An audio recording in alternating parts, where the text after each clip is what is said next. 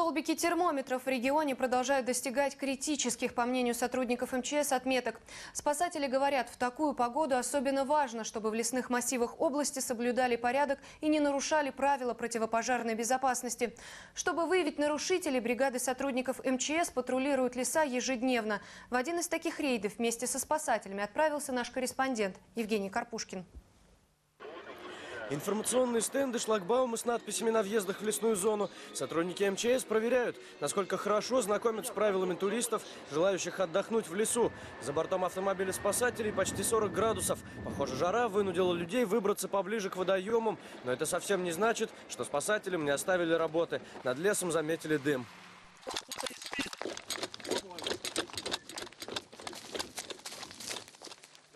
Площадь возгорания не самая большая, но огонь стремительно распространяется.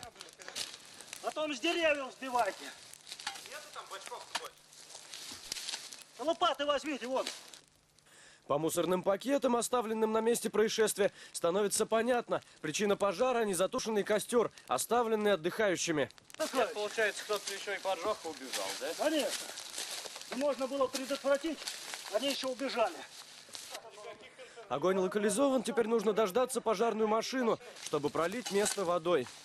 В 90% случаев причиной лесных пожаров является человеческая безалаберность. В большинстве случаев это еще и безалаберность в состоянии алкогольного опьянения. На месте пожара оставили бутылки из-под виски, коньяка, пива. Пожарные говорят, если бы они приехали на 5 минут позже, масштабы трагедии могли быть гораздо более значительными.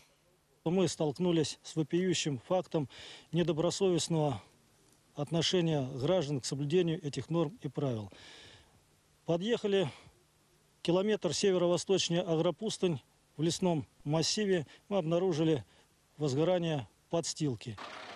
Это возгорание было первым в этом году в районе поселка Солодча. Сотрудники МЧС говорят, что пожар удалось заметить вовремя, не случайность. Патрулирование лесов в сухую и жаркую погоду как метод надземной разведки себя оправдывает. Евгений Карпушкин, Андрей Варакин, РЕН-ТВ Рязань.